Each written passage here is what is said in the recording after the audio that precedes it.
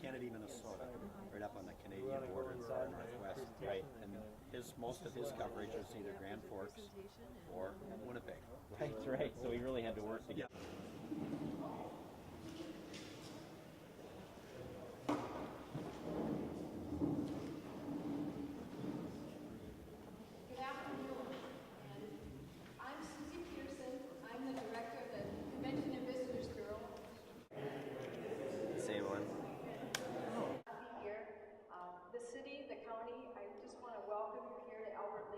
So excited to have you here.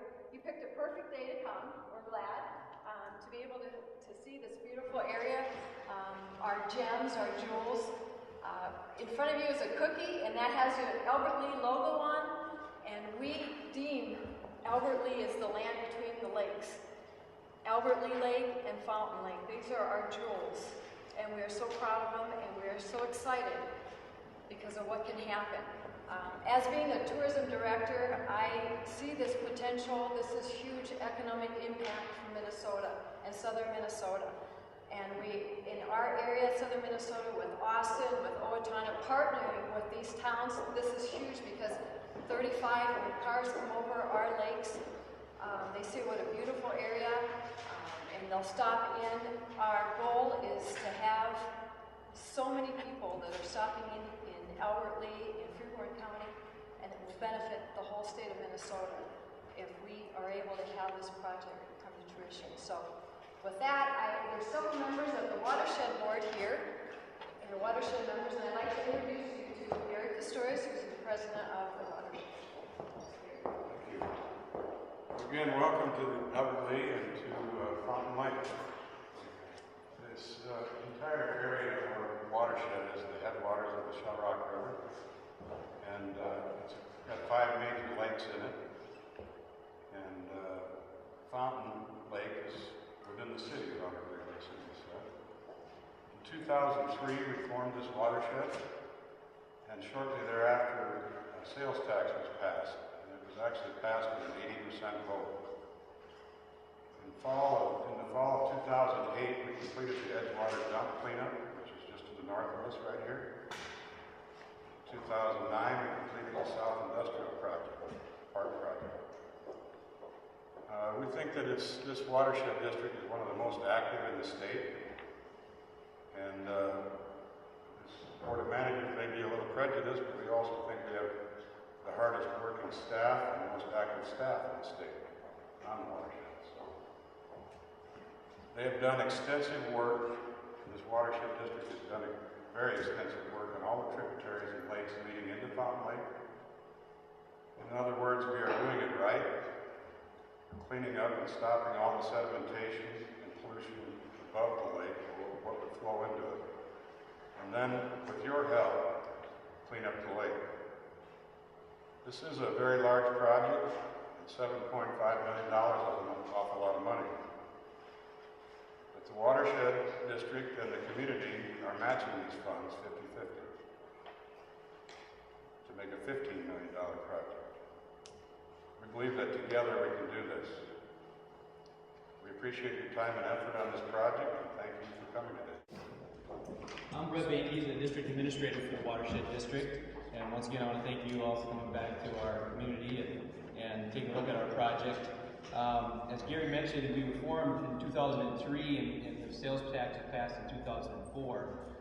We started out with a $50,000 budget. We've grown to about a $5 million budget per year. We still operate with a $250,000 admin levy, so our administration costs are very low.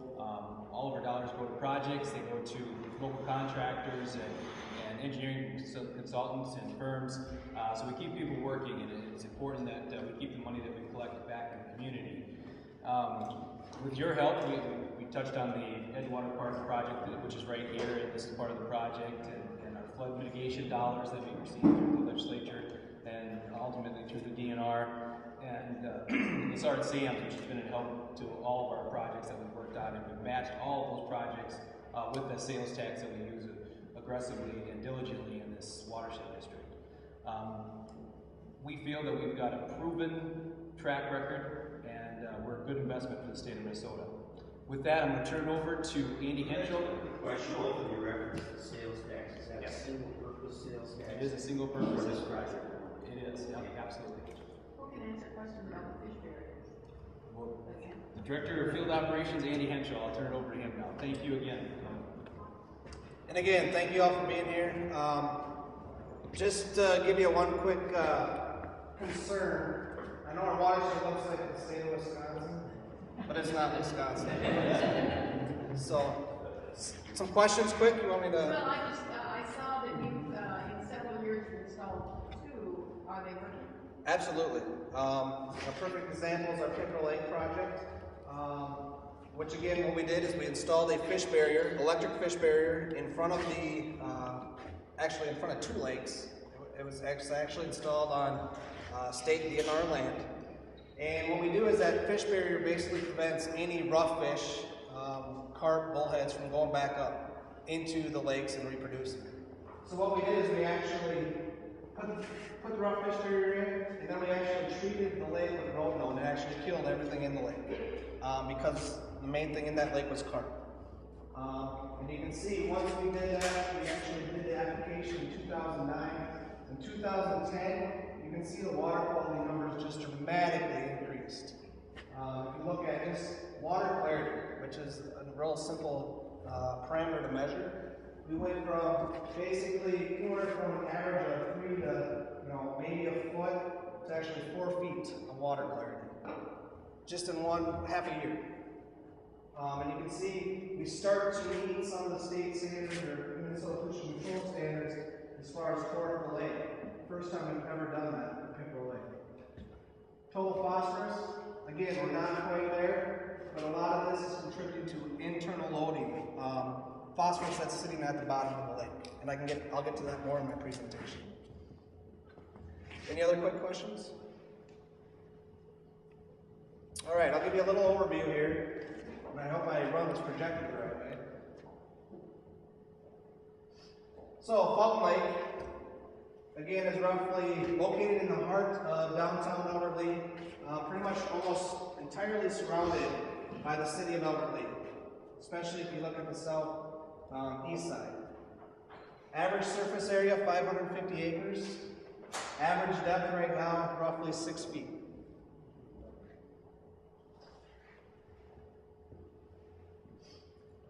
What are some of the reasons that Fountain Lake is so popular to this area?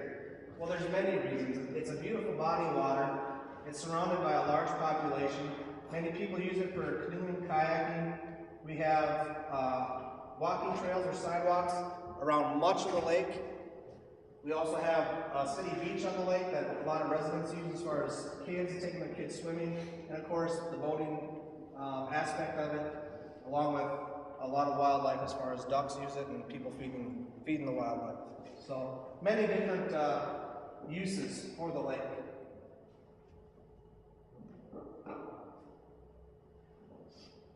Again, and other people have mentioned this, it's a huge community desire to improve Fountain Lake.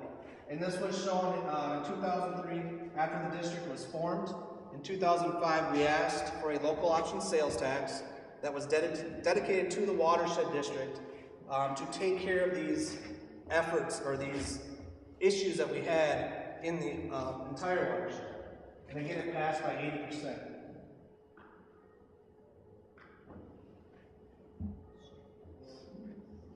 Now I'm going to go over some of the primary issues that we have in the watershed district and look at what we're trying to do to control those issues.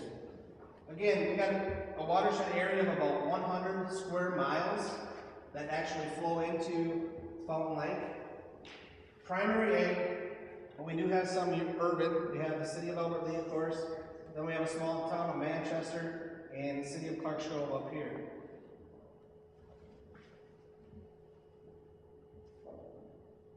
Sometimes it wants to work, sometimes it don't. Okay.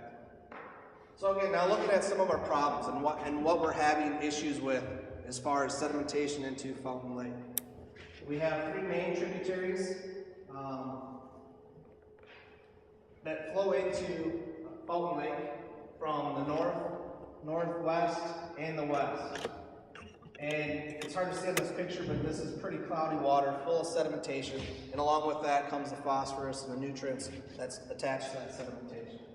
So those are the issues that the watershed district is trying to take care of. With this map, you can see that the sedimentation rates up in this top part of the lake right now are averaging 5 to 8 feet of accumulation in the north.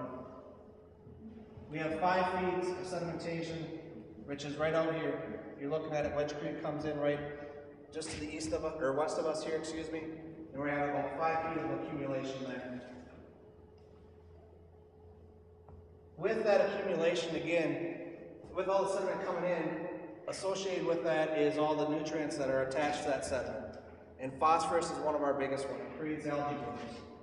With that increased algae blooms, we have a decrease in water clarity, which affects habitat for one, fish and wildlife. Two, it affects just the people's use of wanting to use the lake. When you have a pea green lake that has a clarity of less than 6 inches, I don't know if I want to go out there. So, with the great job the watershed district has done, and our staff has done to try to control all these upper measures, one of our biggest issues is phosphorus and what we call internal loading, or phosphorus that's sitting in the sediment that's sitting at the bottom of our lake and is getting resuspended by either rough fish, boating, or other activities such as that. So 40% of our phosphorus load in this lake is coming from internal loading, or the lake bottom. Now what I'm going to do is talk about a lot of the programs and a lot of the projects that we've done up above the watershed to reduce what's coming into the lake, and show you how we're progressing with that. But first I want to talk about all the partners. A lot of this is fun, working with partners. We have a lot of great partners. NRCS, the Soil and Water Conservation District. Of course, we have the City of Albert Lea, who's been a great partner, along with Freeborn County, Pheasants Forever, Fountain Lake Sportsman's Club. I can go on and on, but a lot of great partners that have the same concerns that we do. So now I want to talk a little bit about what we've done upstream. Why is it important for you now to focus on the lake and ask the question, well, what have you done upstream? What have you fixed up there that's going to make this better so we don't have all the sedimentation coming back in? Well, the first thing we've done is all the public ditches that are in the county. And there's 345 public ditches in the county. Now, watershed, we have about 200 feet. I wish it was feet, it'd be a lot easier to control. About 200 miles of public ditch in Freeborn County. All of that to this point has now been with what we call a filter strip, or a filter strip's been in place to reduce the sedimentation from farm fields or ag land to come into our ditches. 10 grass waterways installed on private land.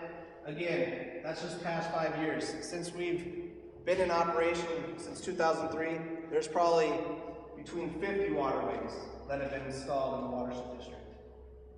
We also take advantage of programs such as CRP, CREP, or Reinvest in Minnesota, and WRP, which is a wetland restoration program. One of the other projects that we do, I know a lot of you, when you ride around in a bus, you'll see these orange or blue intakes in the middle of a field. We actually convert those, instead of the water going straight into them, into our tile system. We actually put what we call a rock filter. So the sediment has to actually filter out through the rocks before it gets into the drainage system. Again, I talked a little bit about all the programs we've done upstream that include our partners as far as CRP and CREP. Some of the stuff I haven't talked about is what we've been doing working with our feedlots, with nutrient management, manure management plans. Also looking at different grazing systems or water sediment basins, or actually crop management.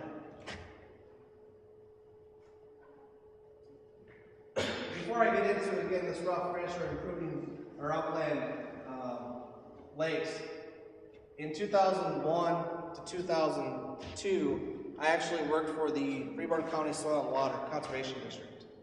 And that was the start of many people pushing for the watershed to be established to improve our local resources, which is Fountain Lake. And when we did that, the big push was CRP filter strips. And I know I've talked a little bit about filter strips, but I really want to emphasize, I believe it was 2001, 2002, Freeborn County was number 2 or number 3 in the nation for the federal CRP filter strip sign-up. So we put miles and miles of filter strips in just a little bit of time between 2001 and 2003. So I'm going to get your question. It gets back to this. What is another way that we are looking at improving Fountain Lake? Well, again, rough fish management, or to reduce the impact that carp have on our lakes. I don't know how many of you have heard of carp and the devastation they can do to lakes as far as disrupting all vegetation that's in the lakes and basically stirring up that phosphorus back into the water column. One of our big goals is all of our smaller, shallower sub-satellite lakes, and I don't have a real good map that shows all those. I can maybe do it over here. Pickerel Lake is right here. That's a satellite lake of both Fountain Lake, which sits here, Albert Lea Lake, which sits here. We have White's Lake, and then up here it's hard to see, School Section Lake. We have Halls and Sugar Lake that sit up here. One of our goals is to put in our barriers to keep the rough fish out of them. And then once we do that, to actually kill off those lakes and basically prevent the carp from getting back up there to reproduce. Because what they're doing is they're reproducing up in those shallow basins, and they're coming back, flooding our lower lakes, and again, taking up all the vegetation, stirring up that nutrient.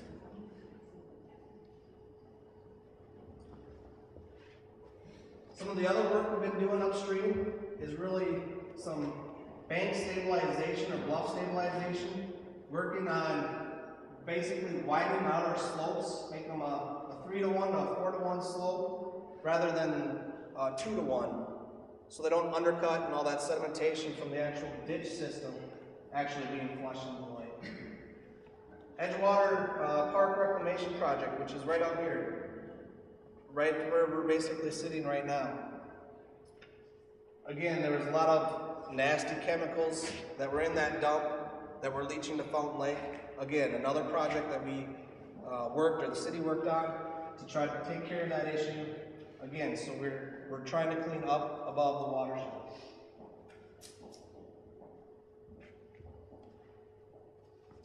Some of the other interesting projects that we're doing, because we're not only looking at sedimentation, but we're also looking at water volume and nutrients into our system. One of the big projects we've done is our septic system inspections, and I'm going to go over to this map over here. Really, what we're doing is looking at parcels that are within a shoreline district and looking to see, is their sewer system functioning right, or is there an issue with it? We've done over 749 parcels of property, or where homeowners or households would be. We've done every reach in the sub or upper watershed of Fountain Lake, Pickerel Lake, and Albert Lea Lake. And what you can see is, over those 4 or 5 years, we have 216 imminent health threats, and that's the number that sticks out to me, because what that tells me is that 216 households that are actually sending their sewage straight to a water body. And most of these water bodies are ditch systems. You can see all the ditches out here that would actually lead down to Fountain Lake. So again, a huge project, not very popular with residents, but again, it shows you that there's an issue out there and that we're trying to fix that issue.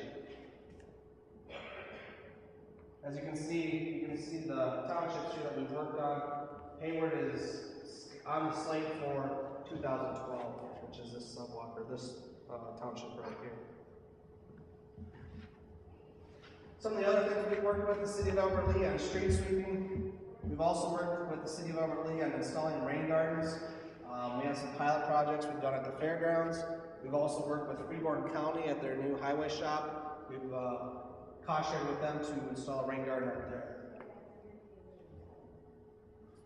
Now I want to just look at what we've seen as far as since 2000, as far as the improvements of just the clarity on Albert Lea Lake, not the depth, just the clarity. As you can see, 2010, we had 2.7 feet. That is actually the best clarity on record with the state Minnesota Pollution Control Agency since 1946, when water clarity results were being taken. You can see the MPCA standard for their TMDL. It sits right here at about 2.4. We actually met that in 2010. Now we slid back a little bit in 2000, but again, we haven't taken care of that issue of internal loading. We've been taking care of all the issues as far as what's coming in. The issue that's happening there, the internal loading is the reason for 2011. I would be honest with you, it's not 100% of the reason, but I would say it's 50% of the reason of this water clarity issue.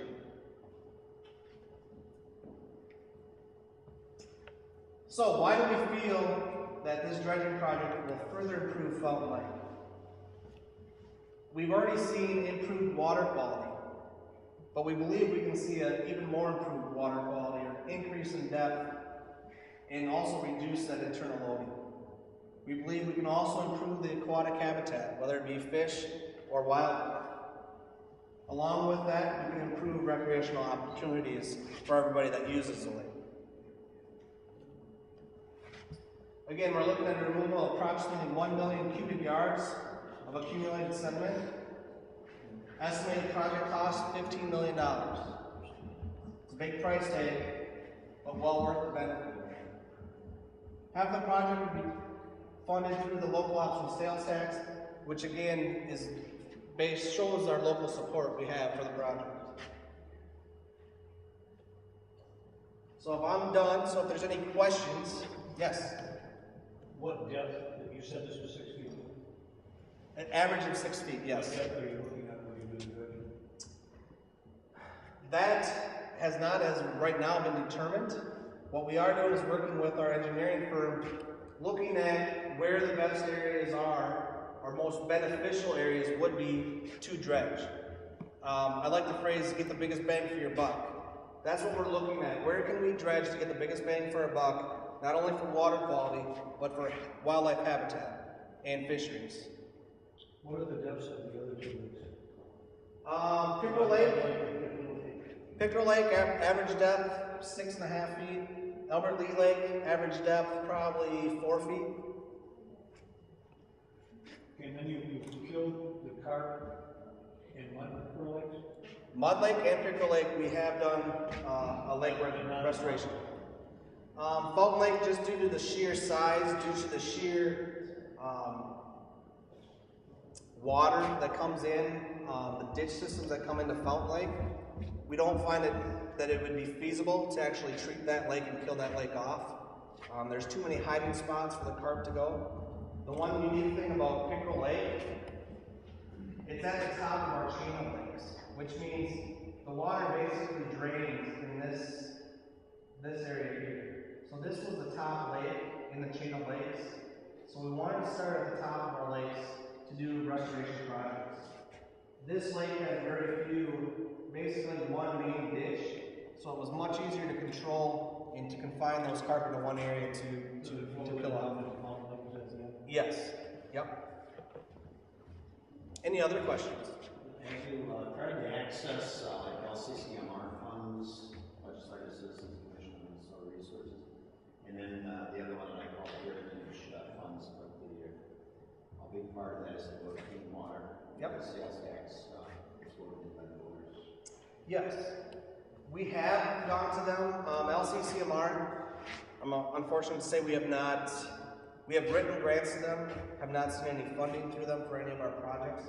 The Lessard Sands, we have gone to them for a project on Albert Lea Lake and have been funded for that, which was a huge benefit to this area also. What kind of funding did you get?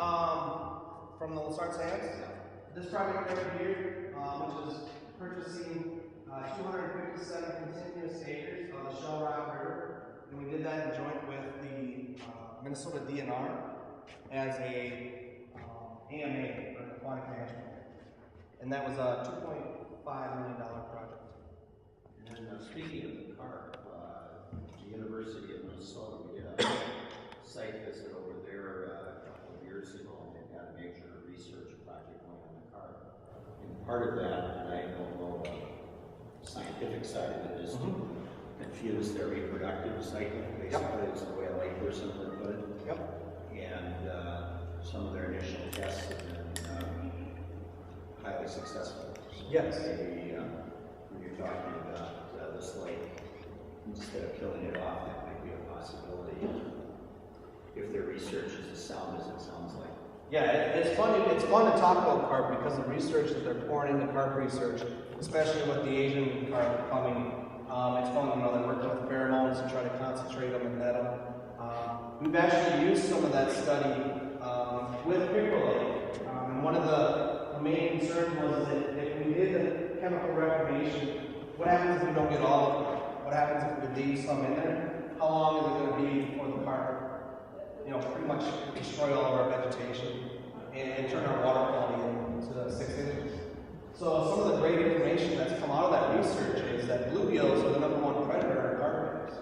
So when we restocked this lake, we stocked it with northern fry, perch, and bluegills. And the reason for bluegills was to predate on the carp lakes, if there was any carp left in the system. Do you have a limit on motorcycles or is there no? On this lake, no. No motors? Or there are? There's no limit on motorcycles on this lake. What about anchors? Anchors? I would recommend you allow you to need anchors. And when the size of the motorcycle greatly decrease the amount of sediment you bring up from the bottom of the lake. As far as the amount stirred up? You'll see a huge measure of difference. I know some people won't like it, but maybe you do once a year do the ski boats, but Yeah. if they're indoor outdoor, they're not as bad as the outdoor ones. Correct. What I recall, the very first time I ever came to visit here, there was a PCA project that had uncovered far greater problems than they had anticipated.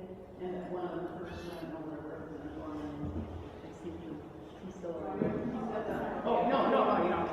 I mean, so what I recall is the first bonding request was for additional funds to continue that cleanup.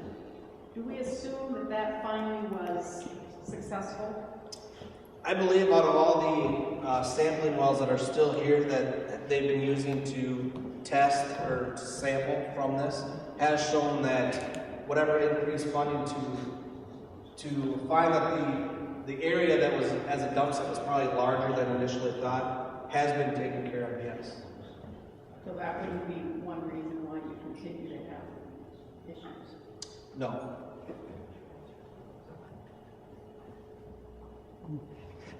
The other thing I want to leave you with is, it's not like we're going to stop, once we get this project done, it's not like we're going to stop going up in this upper watershed and continually doing projects. I mean, we're going to continually do projects. As we all know, eggplant can shift from one practice to another. And when you see shifts like that, conservation also shifts. So when you see that, you have to shift with it and increase different types of conservation in those programs to also protect your bodies of water downstream. And we plan on doing that. And I think, if you look at our SCS program, our Ocean Prevention Program, looking at sewers, we didn't stop when we got down here or covered everything above it. We're going to go down and do the rest of the townships as the years persist. So we definitely look at all the issues, and we try to resolve all the issues. And I know we can never resolve 100% of them, but we can sure do our darndest to take care of most of them. These guys have done their work. We're not asking them to come in and start this project as the dredging of the following here. When I moved here in 1983, there were already articles in the paper at that time calling for the dredging of Fountain Lake. And every year since, there's been articles calling for the dredging of Fountain Lake. We've done the work. We've gone above and beyond. We've gone outside of the lake here, taking care of the problems, a lot of the problems that are contributing to the quality of the lake here. This is the next step. We want Honolulu to become a destination city. It's important, not only for that purpose, but for the people that live here now. Water quality is very important. When this lake turns very green in August, you don't get a lot of usage in it.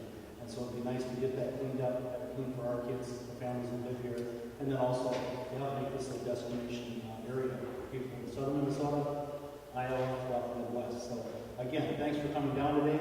Any questions that we can help you with? We'd be glad to hear that. Sure. I think it would be real beneficial, at least for me, if you could give us some idea how extensive this dredging is going to be. And have you measured the lake bottom to see if the phosphorus is at more depth in certain areas of the lake than the lake bottom, or not? And we do have some of that research. We have done some sediment samples on the bottom and have developed how much phosphorus it contains. The one thing we don't have real good data at is we haven't gone down through the different, let's call it segments of sedimentation yet. It's definitely something that's on our list to eventually do through the permitting process, but we're not there yet. We do also have it mapped, our soft sediment mapped, on the different depths or accumulations of what we call muck or our soft sediment.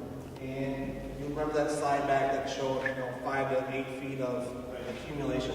That's where we're getting those numbers. So we have our numbers pretty definite in how deep our accumulation is. What we need to do now is figure out with those numbers how much of that we can dredge and what those strategic areas are to dredge. It does seem to me that we've had a better success at the local level when we try to control ag impacts on water than we might if it were coming from the state level. But there's a more, my sense always has been that at the state level there's always more resistance from the ag community, but maybe having it come from the local level, they understand the motivation and... Absolutely. I mean, I've always worked in this area. I have never, once I was out of college, I've never not worked in Freeburg County. This is my hometown. I would say that's probably one of the biggest assets that we have as a watershed district, is our ag community is willing to work with us. Whether it be rock limits, whether it be filter strips, whether it be CREP or WRP projects. I mean, they're willing to work with us. They're willing to at least listen to us and see what we have to say and show them how we can make a better product, not only for them, but for everybody that lives in this community. So I think the education process is helpful with that. And if you have the whole community working together, everybody kind of works together. And you're right, they work hard on it. It's just coming down to the state. And what we heard at those higher ed institutions is that all of these projects where we invest capital, where we have a bonding bill, it's all about the economy.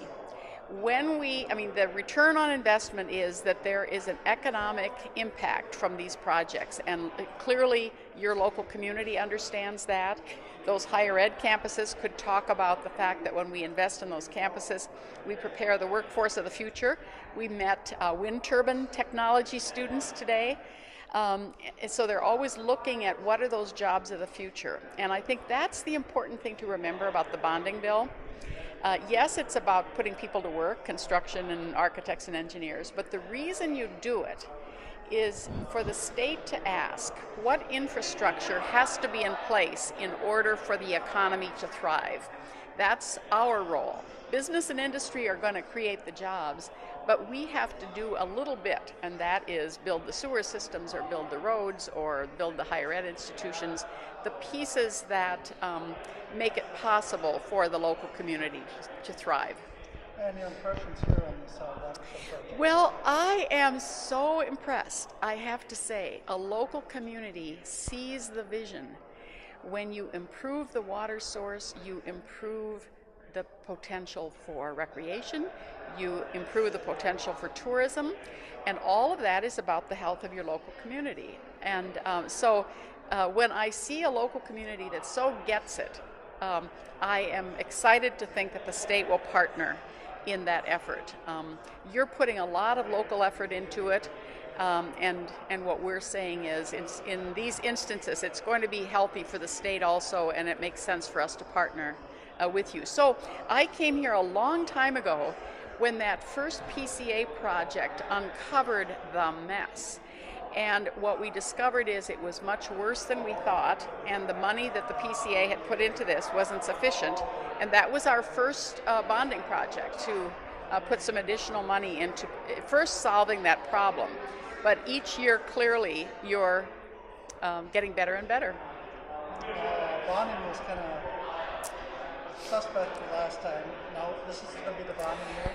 Yes. Is there a cap figure? Well, the Office of Management and Budget will give us the number. We are fiscal conservatives. We never overborrow.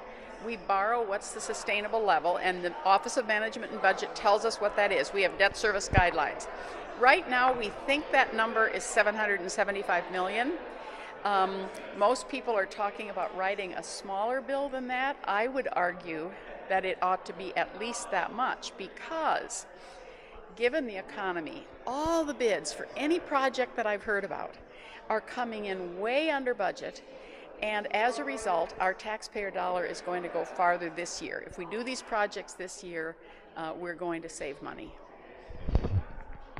Just one second. I'm in a tough new role. I'm a former newsie, but I'm working for the watershed. And education, what would you think that they'd want to know?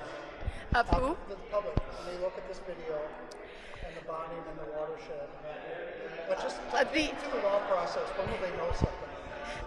About when the project, some of us, I, for example, am starting right now, in my mind, I'm writing next year's bill. As we look at these, we are already shaping some ideas about what our priorities are going to be. Now, in many cases, they're the same from year to year. Higher education is always a high priority for us. Transportation is, natural resources are, and that includes water. What we learned from the legacy amendment is the Minnesotans have a high regard for clean water. They put a high value on that, and as they did here, they're willing to raise their taxes to assure clean water. They know it's essential. I like what I've seen, and it looks like the community is really enthused and on board with this, proven by the 0.5% sales tax, the work you've done in the past, and what you plan on doing. And I think it's a legitimate ask in asking for the money. There are some more questions we need answered, but once we get those answered, we can look into it deeper. What specific questions, I guess? Well, in other words, how much are they going to dredge? I'd like to know that. You can't just say, okay, here's some money and dredge away.